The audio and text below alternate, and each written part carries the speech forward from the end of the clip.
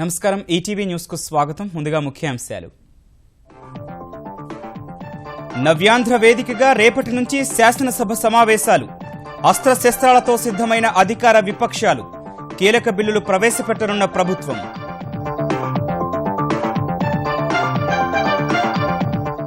MLA quota MLC అభ్యర్థుల్ని ప్రకటించిన తెరాస. సీనియర్లకు దక్కిన అవకాశం. గవర్నర్ కోటా అభ్యర్థులను ఖరారు చేసిన సీఎం కేసీఆర్. ఆంధ్రప్రదేశ్లో ఎమ్మెల్యే కోటా అభ్యర్థులపై చంద్రబాబు కసరత్తు. అర్ధరాత్రి లేదా రేపు పేర్లు ప్రకటించే అవకాశం. ఆశావహుల్లో తీవ్ర ఉత్కంఠ. వారణాసిలో రెండో రోజు ప్రధాని మోదీకి బ్రహ్మరథం పట్టిన ప్రజలు. సుదీర్ఘంగా సాగిన రోడ్ షో. జనాభిమానానికి కృతజ్ఞతలు తెలిపిన నరేంద్రుడు. పరిమితి దాటిన నగదు జమ ఉపసంహరణలపై ఎస్బీఐ జరిమానా. ఖాతాలో కనీస నిల్వ లేకుంటే వడ్డన. ఏప్రిల్ 1 నుంచి కొత్త నిబంధనల అమలు. అమెరికాలో మరో భారత సంతతి వ్యక్తిపై జాత్యహంకార దాడి. దేశం వదిలిపోవాలంటూ కాల్పులు. ప్రాణానికి ప్రమాదం లేదని ప్రకటించిన వైద్యులు. వలస విధానంపై మరో కార్యనిర్వాహక ఆదేశానికి సిద్ధమైన ట్రంప్. రేపు సంతకం చేసే అవకాశం. ఇరాక్కు మినహాయింపునిచ్చే సూచనలు. బెంగళూరు టెస్టుపై బిగిస్తోన్న ఆసీస్ పట్టు. తొలి ఇన్నింగ్స్లో 48 పరుగుల ఆధిక్యంలో స్మిత్ సేన. వికెట్లు తీసేందుకు శ్రమిస్తోన్న భారత బౌలర్లు.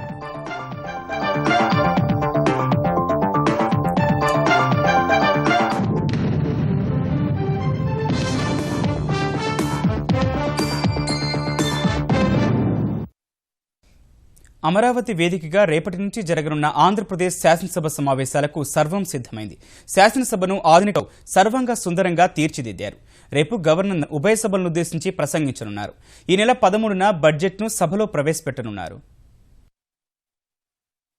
అమరావతి వేదికగా ఆంధ్రప్రదేశ్ తొలి శాసనసభ రేపు ఉదయం 11:06 కొలువు తీరనుంది. ఈ మేరకు శాసనసభ మండలిని సిద్ధం చేశారు. శాసనసభలో 231 మంది, మండలిలో 90 మంది కూర్చునేందుకు వీలుగా సీట్లు ఏర్పాటు చేశారు. రేపటి నుంచి ప్రారంభం కానున్న శాసనసభ సమావేశాలు మార్చి 28 వరకు జరుగుతాయి. 14 పని దినాలు సభ జరిగేలా ఏర్పాట్లు చేస్తున్నారు. ఈ మేరకు బీఎస్సీలో తుది నిర్ణయం తీసుకోనున్నారు. ఈ సమావేశాల్లో ఇంధన, రవాణా, సముద్రయాన విశ్వవిద్యాలయాల ఏర్పాటుకు సంబంధించిన బిల్లుల్ని ప్రవేశపెట్టనున్నారు. సభలో వాడీవేడీ చర్చకు అధికార, ప్రతిపక్షాలు కసరత్తు చేస్తున్నాయి. ప్రభుత్వ వైఫల్యాలను ఎత్తిచూపి అధికార పక్షాన్ని ఇరుకును పెట్టేందుకు ప్రతిపక్ష వైకాపా సిద్ధమైంది.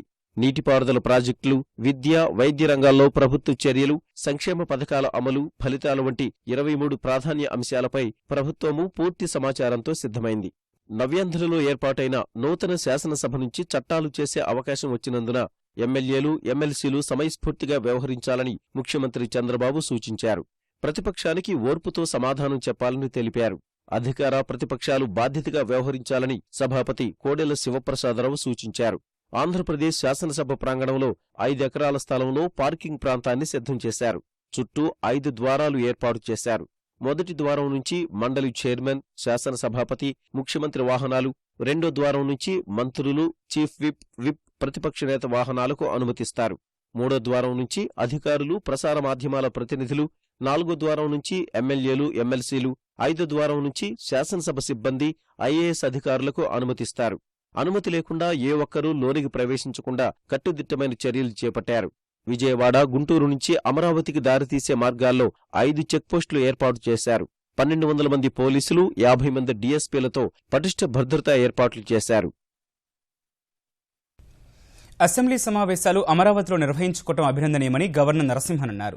తొలి రోజు అసెంబ్లీ సమావేశాల్లో ప్రసంగించేందుకు విజయవాడకు వచ్చిన ఆయన కనకదుర్గమ్మను దర్శించుకున్నారు.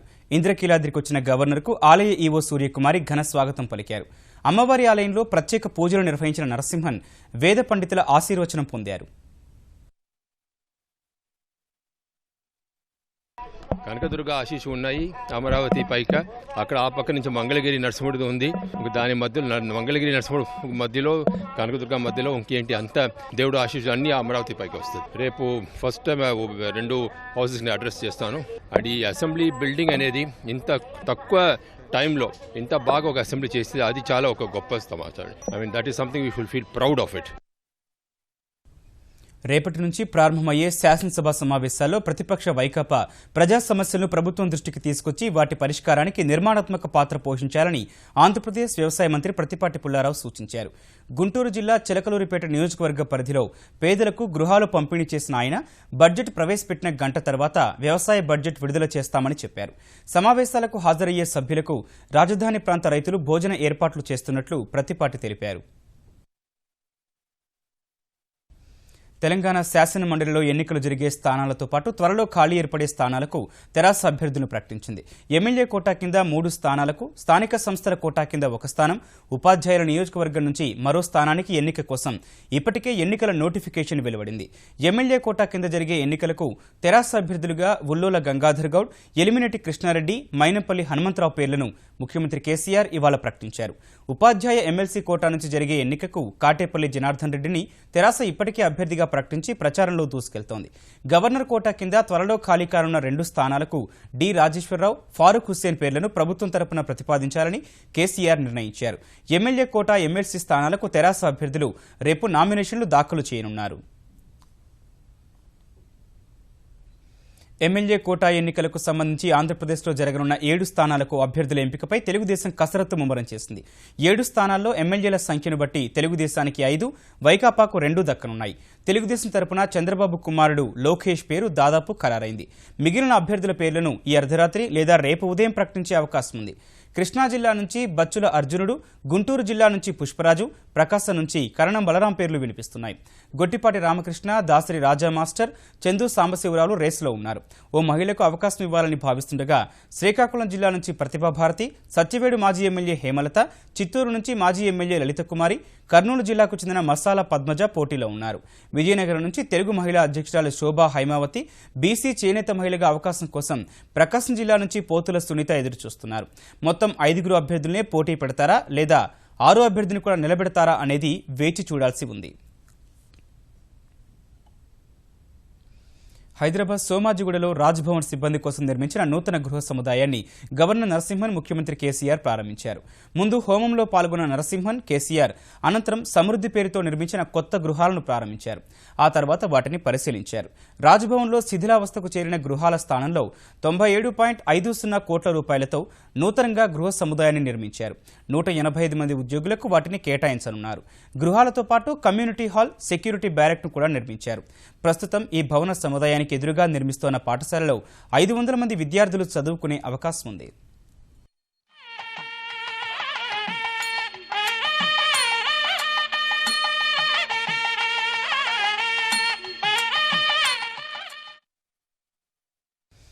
కనీస బ్యాలెన్స్, ఏటీఎంల ఛార్జీలకు సంబంధించిన నిబంధనలను మార్చిన భారతీయ స్టేట్ బ్యాంక్ ఖాతాదారులపై జరిమానాల భారం మోపేందుకు సిద్ధమైంది. ఖాతాలో కనీస నగదు ఉండి తీరాలన్న నిబంధనను 5 ఏళ్ల తర్వాత తిరిగి అమలు చేయాలని ఎస్బీఐ నిర్ణయించింది. ఏప్రిల్ 1 నుంచి నెలవారీ సగటు బ్యాలెన్స్ లేకుంటే ₹100 జరిమానాతో పాటు సేవా పన్ను వసూలు చేయనున్నట్టు తెలిపింది. మెట్రో ప్రాంతాల్లోని బ్యాంకు ఖాతాల్లో కనీసం 5,000, గ్రామీణ ప్రాంతాల్లో ₹1,000 నెలవారీ సగటు బ్యాలెన్స్ లేని వారిపై 50 నుంచి ₹100 మేర జరిమానా విధిస్తామని పేర్కొంది. ఒక ఖాతాలో నెలకు 3 సార్లు నగదును ఉచితంగా జమ చేసుకోవచ్చని, ఆ తర్వాత ప్రతి లావాదేవీపై ₹50 ఛార్జీ వసూలు చేస్తామని ప్రకటించింది. కరెంటు ఖాతాల విషయంలో ఈ ఛార్జీ ఏకంగా 20,000 వరకు ఉంటుందని వెల్లడించింది. ఏటీఎంల ఛార్జీల నిబంధనలోనూ ఎస్బీఐ మార్పులు చేసింది. ఎస్బీఐ ఏటీఎంల నుంచి నెలకు 5 సార్లు నగదు తీసుకోవచ్చని, తర్వాత ఒక్కో లావాదేవీకి ₹10 ఛార్జీ పడుతుందని తెలిపింది. ఇతర బ్యాంకుల ఏటీఎంల నుంచి 3 కన్నా ఎక్కువ సార్లు నగదు తీసుకుంటే ₹20 ఛార్జీ విధిస్తామని ప్రకటించింది. 25,000 కన్నా ఎక్కువ బ్యాలెన్స్ ఉన్నవారు ఎస్బీఐ ఏటీఎంల నుంచి ఎన్నిసార్లు నగదు తీసుకున్నా ఛార్జీలు ఉండవని తెలిపింది. 1,00,000 కన్నా ఎక్కువ బ్యాలెన్స్ ఉంటే ఇతర బ్యాంకుల ఏటీఎంలను ఉచితంగా ఉపయోగించుకోవచ్చని ఎస్బీఐ స్పష్టం చేసింది. అగ్రరాజ్య వలస విధానంలో మార్పులు చేసి నెల క్రితం ప్రపంచవ్యాప్తంగా అలజడి రేపిన అమెరికా అధ్యక్షుడు డొనాల్డ్ ట్రంప్ రేపు మరోమారు ప్రకంపనలు సృష్టించేందుకు సిద్ధమవుతున్నారు. 7 ముస్లిం దేశాల పౌరులు, శరణార్థుల రాకను నిషేధించడంపై న్యాయస్థానంలో గట్టి ఎదురుదెబ్బ తగిలిన నేపథ్యంలో ట్రంప్ సరికొత్త కార్యనిర్వాహక ఆదేశాలు జారీ చేయనున్నారు. న్యాయపరమైన చిక్కులు ఎదురుకాని రీతిలో వలస విధానంలో మార్పులు చేస్తూ రూపొందించిన సరికొత్త ఆదేశాలపై అమెరికా అధ్యక్షుడు రేపు హోంశాఖ కార్యాలయంలో సంతకాలు చేస్తారని సమాచారం. ఈ విషయాన్ని వెల్లడించిన అమెరికా ప్రసార మాధ్యమాలు కొత్త ఆదేశాల్లో ఏ చర్యలు ప్రతిపాదించాలనే అంశంపై స్పష్టతనివ్వలేదు. 7 ముస్లిం దేశాల పౌరులు శరణార్థుల రాకను నిషేధిస్తూ జనవరి 27న ట్రంప్ ఆదేశాలు జారీ చేయగా తీవ్ర వ్యతిరేకత వ్యక్తమైంది. న్యాయస్థానాల తీర్పులతో ఆ ఆదేశాలను పక్కన పెట్టాల్సి వచ్చింది.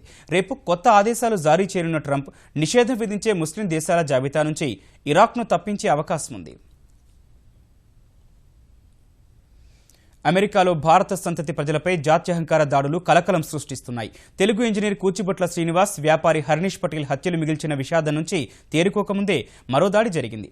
నీ దేశానికి తిరిగి వెళ్లిపో అని అరుస్తూ ఓ దుండగుడు భారత సంతతి సిక్కు వ్యక్తిని తుపాకీతో కాల్చాడు. అమెరికా పౌరసత్వం కలిగిన దీప్ రాయ్ వాషింగ్టన్ జిల్లా కెంట్లోని తన ఇంటి బయట ఉండగా ముఖానికి ముసుగు వేసుకున్న తెల్ల జాతీయుడు వచ్చాడు. ఇద్దరి మధ్య కాసేపు వాగ్వాదం జరగ్గా దుండగుడు తుపాకీ తీసి దీప్ రాయ్ భుజంపై కాల్చి పారిపోయాడు. దీప్ రాయ్కు చికిత్స అందిస్తోన్న వైద్యులు ప్రాణాపాయం లేదని తెలిపారు. దుండగుడి కోసం గాలిస్తోన్న కెంట్ పోలీసులు ఇది జాత్యహంకార దాడేనన్న కోణంలో దర్యాప్తు చేపట్టారు. FBI సహా ఇతర దర్యాప్తు సంస్థలతో కలిసి పనిచేస్తున్నారు. ఈ దాడిపై విదేశాంగ మంత్రి సుష్మా స్వరాజ్ తీవ్ర దిగ్భ్రాంతి వ్యక్తం చేశారు. బాధితుడి తండ్రితో ఫోన్లో మాట్లాడానని, దీప్ రాయ్ క్షేమంగా ఉన్నట్టు ఆయన చెప్పారని ట్విట్టర్ ద్వారా సుష్మా తెలిపారు.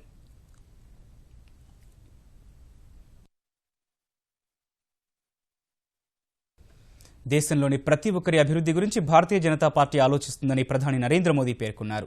కాంగ్రెస్, ఎస్పీ, బీఎస్పీ ఆలోచన ధోరణి మాత్రం అందుకు విరుద్ధమని ఆయన వ్యాఖ్యానించారు. వారణాసిలో ఎన్నికల ర్యాలీలో పాల్గొన్న ఆయన వరుసగా రెండో రోజు కూడా భారీ రోడ్ షో నిర్వహించారు. భారీ సంఖ్యలో తరలివచ్చిన ప్రజలు మోదీకి నీరాజనాలు పట్టడంతో 3 గంటలకు పైగా మోదీ రోడ్ షో కొనసాగింది. అనంతరం బహిరంగ సభలో పాల్గొన్న ఆయన ప్రతిపక్షాలపై తీవ్ర విమర్శలు గుప్పించారు. వారణాసి అభివృద్ధి కోసం తన మనసులో ఎన్నో ఆలోచనలున్నాయన్న మోదీ యూపీ అభివృద్ధి కోసం కేంద్రం ఇచ్చే నిధులను అఖిలేష్ సర్కారు పక్కదారి పట్టిస్తోందని ఆరోపించారు.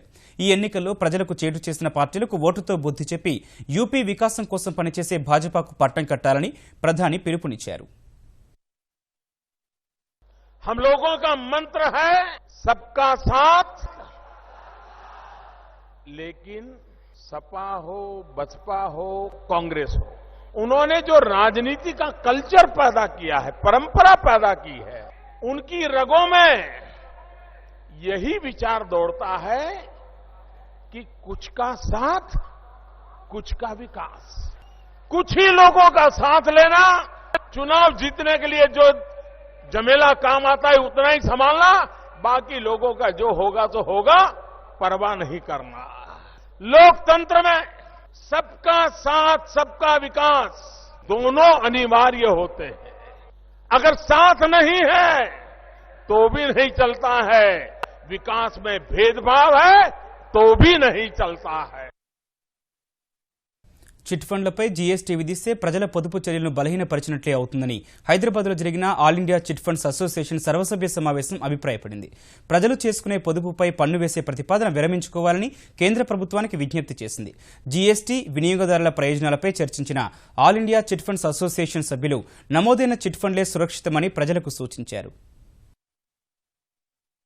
హైదరాబాద్లోని మార్గదర్శి చిట్ ఫండ్ ప్రధాన కార్యాలయంలో all India chit funds association సర్వసభ్య సమావేశం జరిగింది. దేశవ్యాప్తంగా అనేక చిట్ ఫండ్ సంస్థల ప్రతినిధులు ఈ సమావేశంలో పాల్గొన్నారు. దేశంలో చిట్ ఫండ్ పరిశ్రమ ఎదుర్కొంటున్న సమస్యలపై చర్చించారు. నమోదైన చిట్ ఫండ్ పరిశ్రమ 100% సురక్షితమైనదని ఈ సమావేశంలో పాల్గొన్న మార్గదర్శి ఎండీ శైలజా కిరణ్ వెల్లడించారు.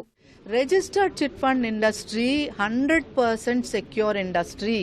ఎందుకంటే ఒక చిట్టు అమౌంట్ 1 లక్ష రూపాయలు అనుకోండి, 1 లక్ష రూపాయలు మొత్తం మేము రిజిస్ట్రార్ ఆఫ్ చిట్స్కి బ్యాంకులో ఆ అమౌంట్ డిపాజిట్ చేసి ఆ సర్టిఫికేట్ మేము సబ్మిట్ చేస్తాం, వాళ్ళ దగ్గర పెట్టేస్తాం. అంటే ఆ చిట్ అయ్యే వరకు కూడా మేము కంపెనీ ఆ 1 లక్ష రూపాయలు మాకు రాదు. మీరు 5,000 సేవ్ చేసుకోవాలా, 1,000 రూపాయలు సేవ్ చేసుకోవాలా, 50,000, 1 లక్ష రూపాయలు సేవ్ చేసుకోవాలా, చిట్ గ్రూప్స్ ఉన్నాయి మా దగ్గర. సో మీరు అలా సేవ్ చేసుకుంటూ మీకు అవసరమైనప్పుడు 20వ నెలలో అవసరమైంది అప్పుడు తీసుకున్నారనుకోండి, మీకు ₹1 వడ్డీ కంటే తక్కువ పడుతుంది. అది మీరు గమనించాల్సింది. తక్కువ వడ్డీకి ఎక్కడ వస్తుందో అక్కడ మీరు డబ్బులు తీసుకోవాలి.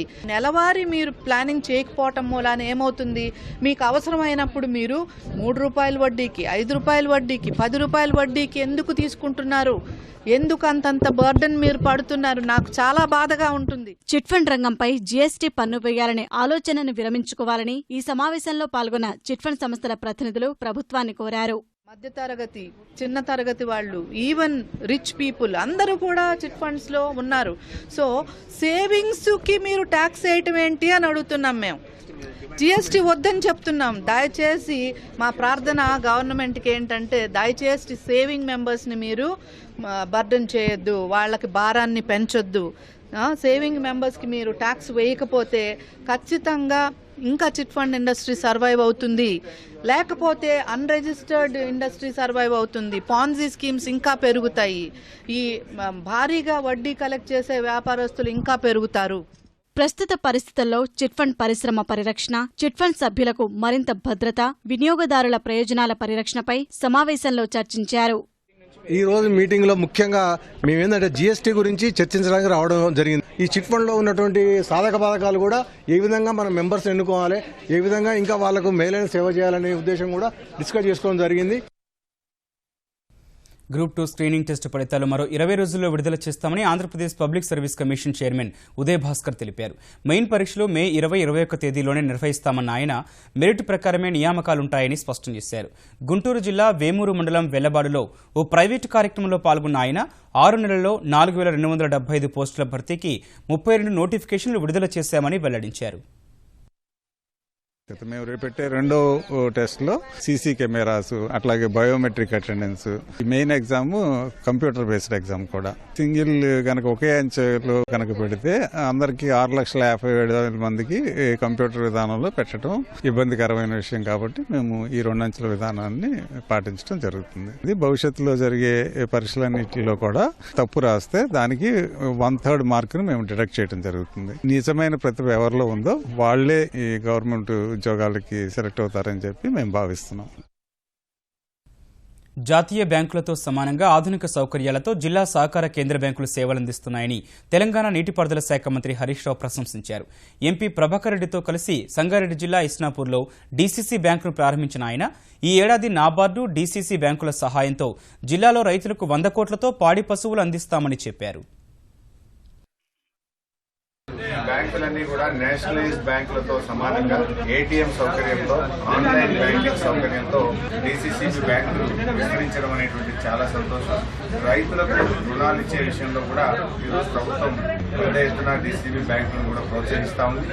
ఎల్టీ లోన్స్ విషయంలో కూడా 6% రిబేట్ ను కూడా రాష్ట్ర ప్రభుత్వం అందించి ఎవరైతే డీసీసీబీ బ్యాంకుల ద్వారా ఎల్టీ లోన్స్ తీసుకుంటారో వారికి కూడా రిబేట్ అందించడం కోసం కూడా గౌరవ ముఖ్యమంత్రి గారు అంగీకరించిన విషయం కూడా తెలిసిందే.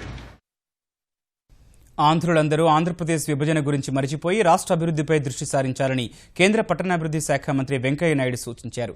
జై ఆంధ్ర ఉద్యమ సమయంలోనే ఆంధ్రప్రదేశ్ విడిపోయి ఉంటే ప్రస్తుతం దేశంలోనే ముందుండేదన్న ఆయన ఆంధ్రప్రదేశ్ ప్రజలకున్న సృజనాత్మకత, కష్టపడే తత్వంతో ఇప్పుడు కూడా అగ్రగామిగా ఎదగొచ్చన్నారు. గుంటూరు హిందూ కళాశాలలో స్వాతంత్ర్య సమరయోధుడు నడింపల్లి లక్ష్మీ నరసింహారావు ఆత్మకథ గ్రంథావిష్కరణ కార్యక్రమంలో పాల్గొన్న ఆయన ఆంధ్రప్రదేశ్ అభివృద్ధికి నరేంద్ర మోదీ సర్కారు కట్టుబడి ఉందన్నారు. గతం గతః జరిగిపోయింది, జరగాల్సిన దాన్ని చూడాలా. అభివృద్ధి చెందేటి హక్కు మనకుంది, అధికారం మనకుంది, మోడీ సహకారం మనకుంది. తప్పనిసరిగా ఆంధ్ర రాష్ట్ర అభివృద్ధికి కేంద్రం అన్ని విధాలు సహకరిస్తుంది. చట్టంలో చెప్పిన వాటి 95% పూర్తి చేసింది. కొరవ కూడా చట్టంలో చెప్పిన ప్రతి ఒక్క అంశం కూడా పూర్తిగా అమలవుతుందని సందర్భంగా మీ అందరికీ నేను మనవి చేస్తాను. చట్టంలో చెప్పనివి కూడా చాలా చేశాము, రాబోయే రోజులు ఇంకా చేస్తాం. ప్రజలు సంతోషంగా గడపాలనే ఉద్దేశంతో ఆంధ్రప్రదేశ్లో నిర్వహిస్తున్న ఆనంద ఆదివారం ముఖ్య నగరాలు, పట్టణాల్లో కొత్త ఉత్సాహాన్ని నింపుతోంది. గుంటూరు మార్కెట్ సెంటర్ రహదారిలో యువత, విద్యార్థులు సినీ, పాశ్చాత్య సంగీత బాణీలకు అనుగుణంగా నృత్యాలు చేశారు. టెన్నికాయిట్, షటిల్, బ్యాడ్మింటన్ వంటి క్రీడాంశాల్లో అన్ని వర్గాల ప్రజలు పాల్గొన్నారు. గృహిణులు, వృద్ధులు సైతం హుషారెక్కించే స్టెప్పులతో ఆనందాన్ని పంచారు. విజయవాడలో నిర్వహించిన ఆనంద ఆదివారం ఉత్సాహంగా సాగింది. విజయవాడ బందర్ ప్రధాన రహదారి సహా బీఆర్టీఎస్ రహదారిపై ప్రత్యేక కార్యక్రమాలను ఏర్పాటు చేశారు. తిరుపతి బుడతడు దేవిశ్రీ ప్రసాద్ స్కేటింగ్తో ఆకట్టుకున్నాడు. కృష్ణా జిల్లా జగ్గయ్యపేట బైపాస్ రహదారిలో ఆనంద ఆదివారం నిర్వహించారు. రాజమహేంద్రవరంలో నిర్వహించిన కార్యక్రమంలో విద్యార్థులు సందడి చేశారు.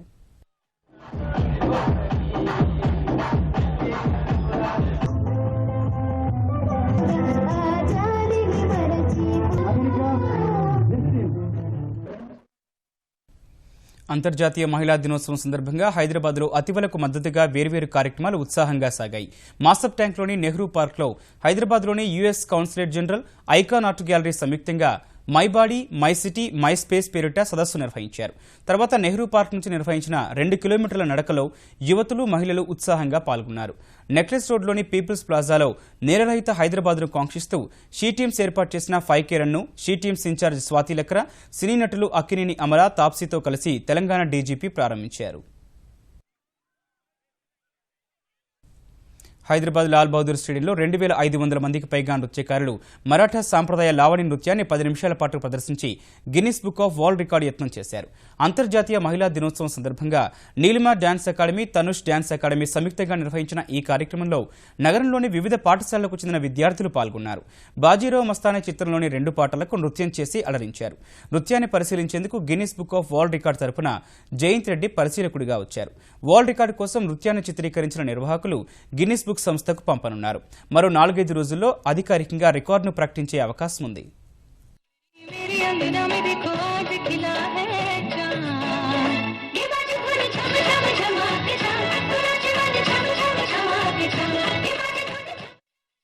జమ్మూ కశ్మీర్లో ఉగ్రవాదులు భద్రతా సిబ్బందికి మధ్య దాదాపు 12 గంటల పాటు జరిగిన కాల్పుల్లో 2 ముష్కరులు హతమయ్యారు. ఒక పోలీసు అమరుడయ్యారు. దక్షిణ కశ్మీర్ త్రాల్ పట్టణంలో ఉగ్రవాదులున్నారనే సమాచారం అందుకున్న అధికారులు శనివారం రాత్రి 7 గంటలకు గాలింపు చేపట్టారు. 2 ముష్కరులు దాక్కున్న ఓ ఇంటిని పోలీసులు, సైన్యం, సిఆర్పీఎఫ్ చుట్టుముట్టగా ఉగ్రవాదులు కాల్పులకు తెగబడ్డారు. 2 వర్గాల మధ్య ఈ ఉదయం వరకు జరిగిన హోరాహోరీ కాల్పుల్లో ఒక పోలీసు, 2 ఉగ్రవాదులు మరణించారు. హతమైన 2 ముష్కరుల్లో ఒక పాకిస్తానీ అని, మరొకడు హిజ్బుల్ ముజాహిదీన్ కార్యకర్త అని అధికారులు తెలిపారు. అంతకుముందు ఉగ్రవాదుల్ని మట్టుపెట్టేందుకు యత్నిస్తున్న భద్రతా సిబ్బందిపై కొందరు రాళ్ల దాడికి దిగారు. పోలీసులు, జవాన్లు అప్రమత్తమై పరిస్థితిని అదుపులోకి తెచ్చారు. ఈ ఘర్షణలో ఒక సిఆర్పీఎఫ్ అధికారి దగ్గరున్న ఇన్సాస్ రైఫిల్ను ఆందోళనకారులు లాక్కెళ్లారు. అత్యాచార కేసులో నిందితుడు ఉత్తరప్రదేశ్ మంత్రి గాయత్రి ప్రజాపతి వ్యవహారంలో ఇప్పటికే రాజకీయ విమర్శలతో ఉక్కిరిబిక్కిరవుతున్న ముఖ్యమంత్రి అఖిలేష్ కు మరో అనూహ్య పరిణామం ఎదురైంది. ప్రజాపతిపై నాన్ బెయిలబుల్ వారెంట్ జారీ అయినా ఇంకా ఆయన మంత్రిగా ఎందుకు కొనసాగుతున్నారని యూపీ గవర్నర్ రామ్ నాయక్ ముఖ్యమంత్రిని ప్రశ్నించారు. ఆయన ఇప్పటికీ పదవిలో కొనసాగుతుండడం రాజ్యాంగ ధర్మం, గౌరవంపై తీవ్రమైన ప్రశ్నలకు తావిస్తోందని అఖిలేష్ కు రాసిన లేఖలో రామ్ నాయక్ పేర్కొన్నారు. సామూహిక అత్యాచారం సహా ఓ మహిళను, ఆమె కుమార్తెను వేధించిన కేసులో నిందితుడిగా ఉన్న గాయత్రి ప్రజాపతిని మంత్రిగా కొనసాగించడంపై వివరణ ఇవ్వాలని ముఖ్యమంత్రిని ఆదేశించారు. ఈటీవీ న్యూస్ సమాప్తం. నమస్కారం.